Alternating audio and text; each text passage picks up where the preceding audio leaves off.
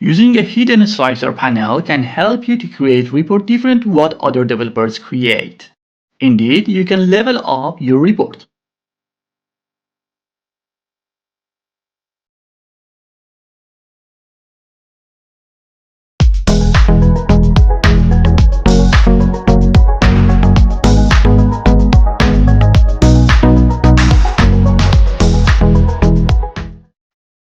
Hi, Shavis here, and today I'm going to show you how to create a slicer panel. Try to use something that most developers usually don't. Before jumping into the video, be sure to subscribe to stay up to date with all the videos and get notification for the new upcoming ones.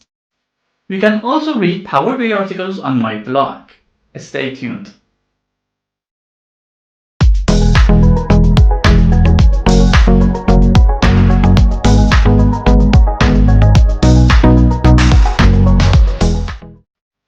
Let's assume that we have a report like this one and we want to create a slicer pane in which we can see all the slicers and then filter our report.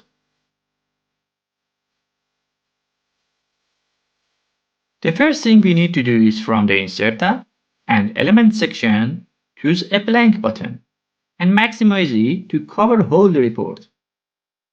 Then I am going to Formatting option and Fill section, change color to white and also change the transparency to something around 30%. And then turn off the border. I want to use this button as the background, and when our slicer pane is active, it should fade the visuals a little bit.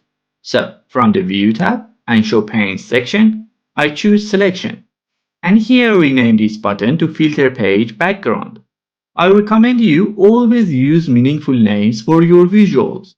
This makes it easy for you when you want to choose a specific visual and apply some actions on it.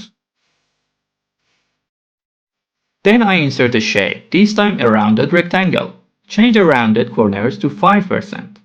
And from the styles, choose the background color as white and transparency as 0% because I don't want it to become transparent.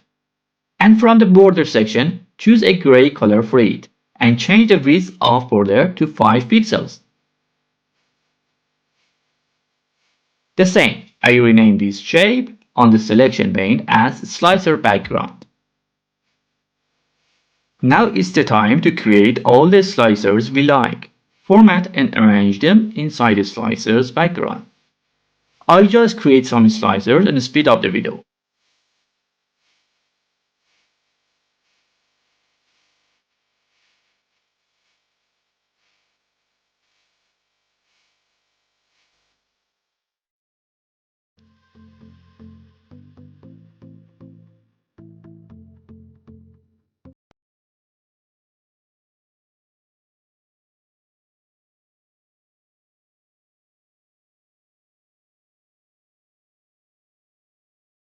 The next valuable thing to have is a message on top of the slicer pane to users.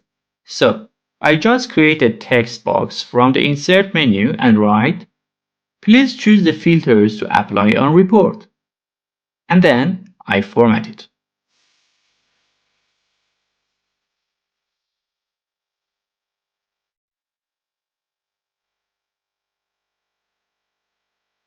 Then I need to add a button to this filter pane, which allows users to close it whenever the slicer is selected. So I just go to the Insert tab and from Element section and Buttons, choose a back button. Drag it to somewhere like here. Increase the size, then go to the Formatting pane and from the Style section, turn on the text toggle. And go to the Report. And then change the color and font for this button. Now, I name this visual as a back button from the selection pane. The next important thing we need to do is to group all these elements and visuals we created for the slicer pane. It helps us to hide and unhide all them together when it's required. I just named the group as slicer pane. For now, I hide this group to see the main report. Now here I insert a chevron arrow. Change the size, color, and rotation. and put it here. What I want to do is when I press this arrow, the slicer pane appears for us, and users change their desired slicers. Now is the time to define actions for our buttons. From the View tab and Show Pane section, I click on Bookmarks. Within the bookmark pane, I create two bookmarks and name them as Main Report and Slicer Pane. What I'm going to do is when Main Report is activated, users see the report, and when the Slicer Pane is activated, users see the Slicer Pane and select their desired slicers. What I'm going to do is to make the Selection Pane group on Hide, and at the right side of the Slicer Pane bookmark, click on three dots to see the settings for this bookmark. The very important thing that we need to be careful about it is removing the check mark beside the data option, because we don't want to reset everything by clicking on the button. If you forget to remove this check mark, you probably ask yourself, why is this happening and why everything is resetting? So, be careful about the date option. The next important thing that you need to apply is applying changes to visual selection option. By default, it is set on all visuals. But what you need to do is choosing the selected visuals option and then select the slicer pane group from the selection pane and then press on update.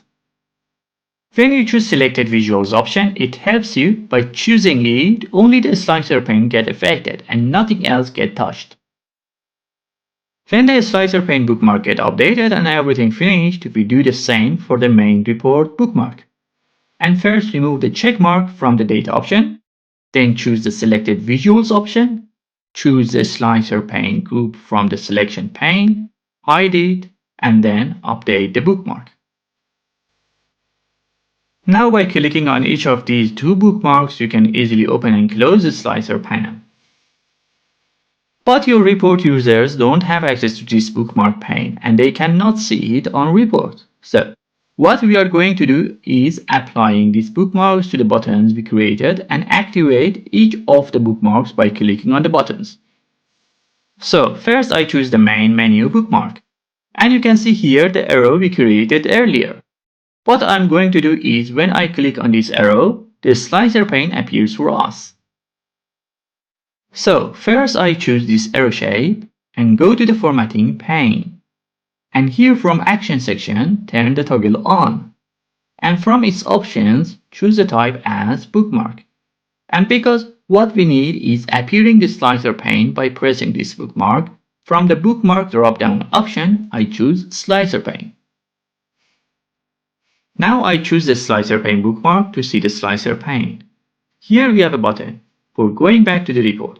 I choose it and the same from the formatting option, action section, choose the type as bookmark and this time choose main menu. Let's go back to the main report. Now you can see here if I press on this arrow, the slicer pane appears. Then you can change any of the slicers and then press the button to go back to the report. Bananas! Let me open the slicer pane again. You may ask by yourself why at the beginning of this video I created the button as the background of this slicer pane.